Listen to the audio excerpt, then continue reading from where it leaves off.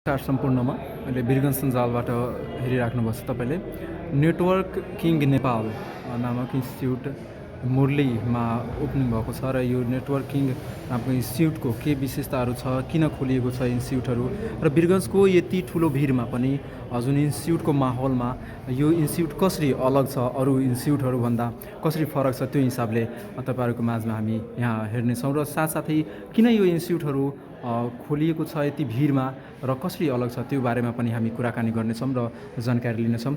र यही क्रममा यस इन्स्टिट्युटका चेयरम्यान राजेश गुप्ताजी हुनुहुन्छ, उहाँसँग हामी जोड्छौँ।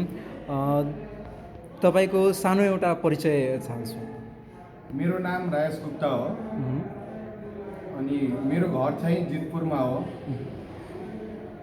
हामी चाहिँ विगतदेखि हामी प्लान बनाएको थियो कि एउटा वीरगञ्जमा इन्स्टिट्युट खोल्यौँ भने, किनभने हाम्रो वीरगञ्जको एरिया होइन 2 नम्बर क्षेत्रको प्रदेशको जति पनि छात्राहरू छन् सबै बाहिर जान्छन् पढ्न, किनभने यहाँ छैन त्यस्तो माहौलै छैन।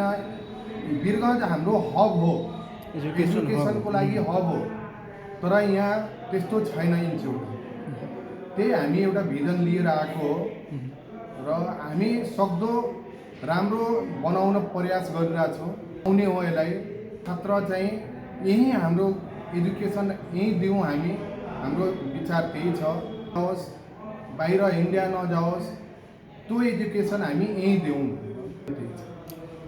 त्यस्तै हामी यो इन्स्टिट्युटको बारेमै हामी जान्न कोसिस गरिरहेछौँ र जान्ने हामी पर्खरमा छौँ र म्यानेजिङ डाइरेक्टर हुनुहुन्छ, उहाँसँग हामी उहाँको परिचय र यो इन्स्टिट्युटको उद्देश्य हामी उहाँसँग जोड्छौँ र के यहाँ क्वालिटी एजुकेसनहरूको कुराहरू पनि जोड्छौँ। तपाईँको सानो परिचय चाहन्छु। मेरो नाम चाहिँ विनेश गुप्ता पऱ्यो अनि मेरो घर चाहिँ जितपुर बारा जिल्ला पऱ्यो होइन। अनि म पहिला वीरगञ्जबाट मैले पढाइ गरेको छु होइन, 12सम्म वीरगञ्जबाट पनि पढाइ गरेको छु। त्यसपछि के छ भने कि आइटी गर्नको लागि म दिल्लीबाट कोर्स गरेँ। म BCMC होल्डर हो फ्रम इग्नो न्यू दिल्ली, जुन इन्दिरा गान्धी ओपन युनिभर्सिटी हो। अनि के छ भने म माइक्रोसफ्ट सर्टिफाइड हो दिल्लीबाट, ठिक छ। अनि त्यसमा के छ भने म इन्डिया अनि नेपालमा तपाईँको 4 इयर जति म जब गरेको छु एज अ आइटी इन्डस्ट्रीमा, ठिक छ। आइटी इन्डस्ट्री भनेको जुन ठुलो MNC कम्पनीहरू हुन्छ, जसरी हाम्रो कम्प्युटरहरू जसरी 150-200 कम्प्युटरहरू लागेको हुन्छ होइन, त्यसलाई कसरी हामी ट्रबल सुटिङ गर्ने, कसरी म्यानेज गर्ने, हामी कसरी सर्भरलाई कसरी हेर्ने होइन, त्यो सबै हामी यसमा हामी राखेको छौँ होइन। अनि त्यस्तो लेभलमा जसरी हामी आइटी भनेको इन्फर्मेसन एउटा टेक्नोलोजी हो होइन, जसरी हामी नेटवर्किङको जुन चाहिँ सिस्को सर्टिफाइड नेटवर्क एसोसिएट हुन्छ, जसरी हामी जसले CCNA जसले गर्छ भने त्यो नेटवर्क इन्जिनियरमा पोस्ट तपाईँले वर्ल्डमा जुनसुकै पनि कन्ट्रीमा जानुहुन्छ भने तपाईँ CCNA गरेपछि एउटा नेटवर्क इन्जिनियरको पोस्ट पाउन सक्नुहुन्छ होइन। त त्यस्तो लेभलमा पनि म जब गरिसकेको छु इन्डियामा होइन, इन्डिया न्यू दिल्लीमा। त्यसपछि सर्भर भनेको तपाईँको एउटा एक्टिभ डाइरेक्टरी प्लेटफर्म हुन्छ। प्लेटफर्म भनेको एक्टिभ डाइरेक्टरी भनेको कि तपाईँको सर्भरमा नै हामी युजर क्रिएट गर्छौँ, जुनसुकै पनि काम गर्छौँ अनि हामी मल्टिपल कम्प्युटरहरू त्यसबाट कन्ट्रोल गर्छौँ, त्यो भनेको एउटा सर्भर भयो होइन।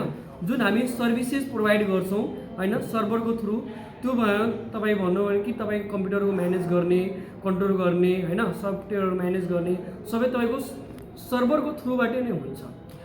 तपाईँले इन्स्टिट्युट खोल्नुभएको छ, तर यो इन्स्टिट्युट वीरगञ्जमै खोल्नुको के उद्देश्य होला? उद्देश्य के छ भने यो वीरगञ्जमा हामी A+ हार्डवेयर नेटवर्किङ जुन हुन्छ यसमा के छ भने हामी एडभान्स लिएर आएको छौँ, ठिक छ।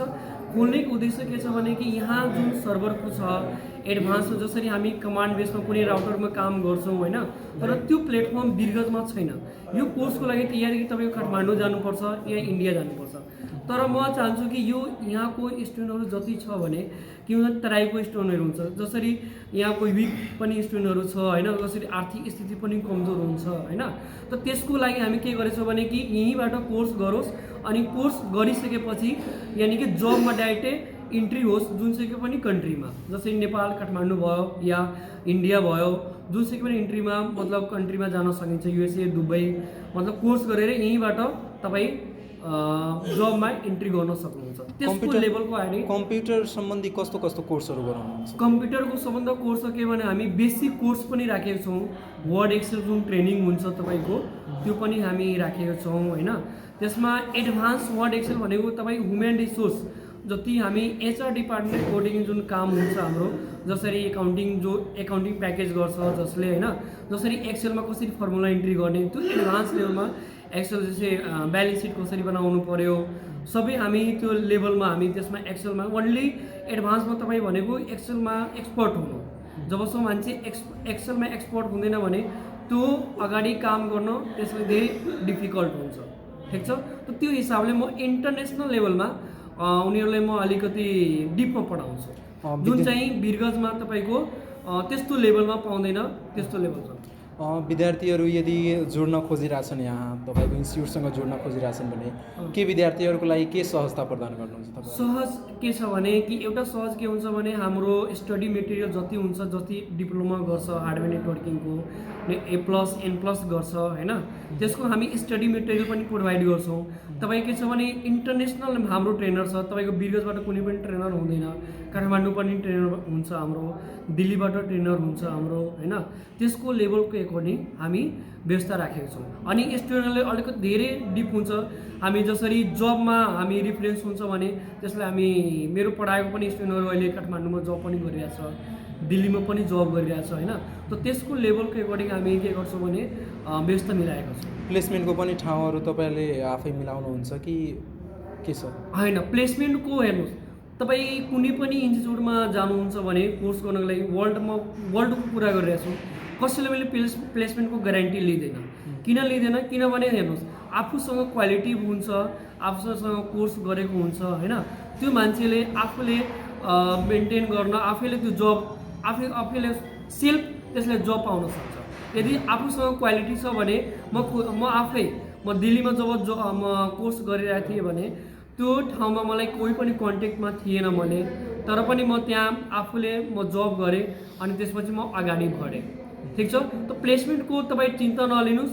यदि पहिला स्किल्स गेन गर्न सिक्नुहोस्, नलेज गेन गर्न सिक्नुहोस्, त्यो लेभलको एकोर्डिङ तपाईँहरू अगाडि बढ्नुहोस् होइन। धन्यवाद, तपाईँले आफ्नो संक्षिप्त मन्तव्य जोड्नुभयो। यही क्रममा हामी छौँ र समाजसेवी हुनुहुन्छ उहाँको पनि सानो परिचय जोड्छौँ र इन्स्टिट्युटको के कस्तो स्थिति हेरिराख्नुभएको छ, यहाँ एजुकेसनको कस्तो माहौल हेरिराख्नुभएको छ, म उहाँसँग जान्न प्रयास गर्छु। तपाईँलाई वीरगन्जसञ्जाल.com-मा स्वागत गर्छु। संक्षिप्त परिचयको म आग्रह गर्छु। नमस्कार, धन्यवाद छ पत्रकारज्यू, धेरै राम्रो छ। परिचय मेरो, म बारा जिल्लाबाट हो, जितपुर वार्ड नम्बर 7 हो। मेरो नाम आफ्ताब आलम हो। अब तपाईँ यहाँ जुन मलाई बोलाएर यस कार्यक्रममा 2 शब्द राख्नलाई पनि तपाईँले दिनुभयो, त्यसको लागि हाम्रो डाइरेक्टरज्यूलाई दुवैजनालाई धेरै धेरै धन्यवाद छ। अब यो नेटवर्किङ नेपाल भनेको जुन छ, अब त हामी त्यति पढेका छैनौँ। फर्स्ट अफ अलमा जुन अहिलेको न्यू जेनेरेसन छ त्यसको लागि कसरी भिजन र के छ उहाँहरूले लिएर आउनुभएछ र नेटवर्किङ भनेको के हो भनेर यो शब्दको लागि व्याख्या डिफिनेसन उहाँ गरेर यो देशको लागि 2 नम्बर प्रदेशकै लागि होइन, यो देशको लागि के उहाँहरूसँग छ उहाँहरूले दिनुभयो। र पर्सनल मेरो के छ भने अहिलेको जुन वातावरण छ त्यसको लागि नेटवर्किङ समस्या अहिले जाने हो। किनभने पहिला मेरो बुवा बाजेले यहाँबाट काठमाडौँ हिँडेर जानुहुन्थ्यो, त्यो सिचुएसन छैन। अहिले हामी 20 मिनटमा पुग्छौँ। Same that matter will be come to the अहिले नेटवर्कको जमाना छ। अहिले तपाईँ यहाँ एउटा कार्यक्रम भयो, अब नेटवर्कको मातहतमा हालिदियो भने वर्ल्डमा जान्छ। आई थिङ्क त्यही हो यो नेटवर्क भनेको, उहाँहरूले लिएर आउनुभएछ, त्यसको लागि धेरै धेरै धन्यवाद छ। र म तपाईँलाई जोड्छु, एजुकेसनको तपाईँ एउटा समाजसेवी पनि हुनुहुन्छ, एजुकेसनको कस्तो माहौल हेरिराख्नुभएको छ? हाम्रो प्रदेश नम्बर 2 कै कुरा गरौँ या पर्सा बाराको कुरा गरौँ भने एजुकेसनको कस्तो माहौल हेरिराख्नुभएको छ?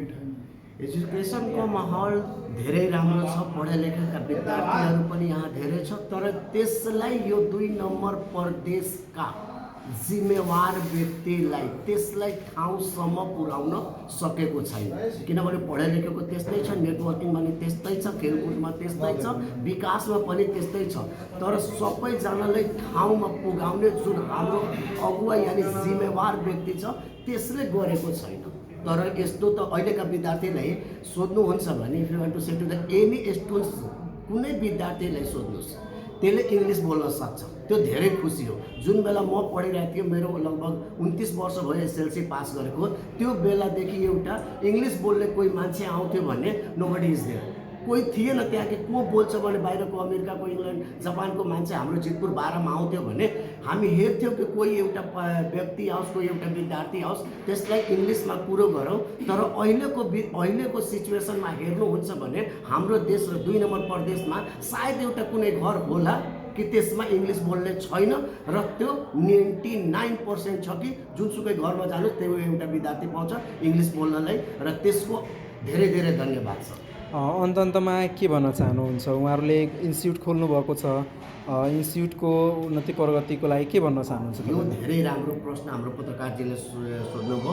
म आफ्नो व्यक्तिगत तर्फबाट र 12 जिल्लाबाट बोलाएर यो पर्सा जिल्लामा स्वागत उहाँहरूले गर्नुभयो। जुन हाम्रो नेटवर्किङ नेपालको उहाँहरू दुवैजनालाई म यही भन्न चाहन्छु, यो पर्सा जिल्ला होइन, तपाईँहरूले गरेको विचार र त्यो जुन आफ्नो भित्रको जति पावर छ त्यो पावर यहाँका विद्यार्थीलाई दिएर यो 2 नम्बर प्रदेशकै नम्बर 1 होस्, यानि देशकै नम्बर 1 होस् भन्ने शुभकामना शुभकामना शुभकामना। धन्यवाद जोड्नुभयो। अन्तमा सम्पूर्ण श्रोतालाई हामी यो इन्स्टिट्युटको अवस्था पनि हेराउँछौँ, इन्स्टिट्युटको क्लासेस पनि हेराउँछौँ र क्लासको माहौल पनि, क्लासेसहरू जुन तपाईँले हेर्न सक्नुहुन्छ यो अवस्था, साथसाथै अफिसको अवस्था हेर्न सक्नुहुन्छ, अफिसहरू पनि वेल डेकोरेटेड छ, र यो सँगसँगै क्लासहरू जुन स्टडीको क्लासहरू छ त्यो क्लासहरूको माहौल पनि हेराउँछौँ हामी। तपाईँले हेर्न सक्नुहुन्छ क्लासको लागि एउटा क्लासमा 15 जना विद्यार्थी राखेर अनि क्लासहरू गराउने त्यो इन्भाइरोमेन्ट बनाइएको छ। त्यस सँगसँगै यहाँको माहौल जुन छ त्यो माहौललाई हेराइरहेछौँ हामी। तपाईँलाई जुन यहाँको माहौल हेर्न सक्नुहुन्छ, क्लासेसको माहौल र बेन्चहरू लगाइएको, र तपाईँ यहाँ वेल एजुकेसन पनि पाउन सक्नुहुन्छ भनेर यो जानकारी सँगसँगै यहाँको ल्याबको पनि अवस्था हामी हेराउँछौँ तपाईँलाई, र यो ल्याबको अवस्था जुन छ तपाईँले हेर्न सक्नुहुन्छ। मेनली 10वटा कम्प्युटरले उहाँले अहिले बिस्तारै सुरुवात गर्नुभएको छ, र यो 10वटा सिस्टमहरू पनि लगाउनु भएको छ जुन प्र्याक्टिकलको लागि, विशेष प्र्याक्टिकल क्लासेसको लागि यो कम्प्युटरको प्र्याक्टिकल रुम हो, र रुम पनि हेर्न सक्नुहुन्छ। यो सँगसँगै अहिलेको आउने दिनमा वीरगञ्जको भन्दा कसरी फरक एजुकेसन उहाँहरूले दिनुहुन्छ, र सँगसँगै वीरगञ्जको जुन बेसिक कोर्सहरूको जुन माहौल छ त्यो माहौलभन्दा कसरी उहाँ बेग्लै माहौल बनाउनुहुन्छ, यो तपाईँहरूको माझमा हामी यो प्रत्यक्ष प्रसारणबाट हेरिरहेछौँ। र यो सँगसँगै नेटवर्किङ नेपालको जुन यो आजको समुद्घाटन भएको छ, यो उद्घाटनको अवस्था तपाईँहरूको माझमा हेराएको छौँ, र यो सँगसँगै यहाँको माहौल जुन छ यो माहौल तपाईँलाई नेटवर्किङ किङ नेपालको माहौल तपाईँहरूको बिचमा हामी हेरिरहेको छौँ। र यो प्रत्यक्ष प्रसारणलाई यही टुङ्ग्याउँदै तपाईँहरूको माझ फेरि हामी फर्किनेछौँ। तबसम्मको लागि बिदा दिनुहोस्, नमस्ते। यहाँ अपने के नेटवर्क किंग नेपाल जो इंस्टीट्यूट है वो हमनी के समाज खातिर, हमनी के बिजनेस खातिर बहुत अच्छा है वो प्लेटफॉर्म बाटे, जहाँ की अभी के स्टूडेंट लोग आके नेटवर्किंग सब, कंप्यूटर सब, कोनो भी बेसिक कोर्स से लेके जितना भी कोर्स बा हमें अच्छा से अच्छा सिखावे के प्रयास में बानी लोग बहुत बहुत शुभकामना देता। एक डायरेक्टर बानी हमनी के राजेश गुप्ता जी, वहाँ के भी बहुत बहुत शुभकामना। ओकरा बाद में इंस्टीट्यूट के जो संचालक बानी दिनेश गुप्ता जी, वहाँ का भी बहुत बहुत शुभकामना देना चाहते हैं। धन्यवाद।